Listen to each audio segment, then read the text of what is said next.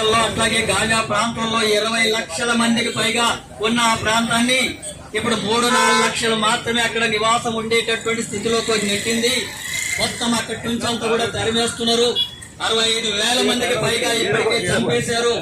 అక్కడ విద్య లేదు, వైద్యం అందుబాటులో లేదు, మందులు కూడా దొరకక చనిపోతున్నటువంటి పరిస్థితి ఉంది.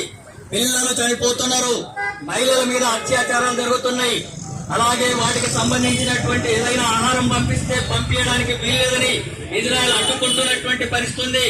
ఇజ్రాయెల్ అమెరికా యొక్క మద్దతుతోనా ఆర్థిక సాయంతోనా ఆయుధాల సహకారంతోనే ఈ యుద్ధకాండ కొనసాగిస్తున్నటువంటిది ఉంది.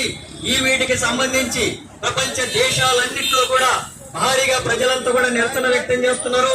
అమెరికాలో కూడా వ్యతిరేకత వ్యక్తమైంది. ఇజ్రాయెల్ లో కూడా ప్రదర్శనలు చేస్తా ఉన్నారు.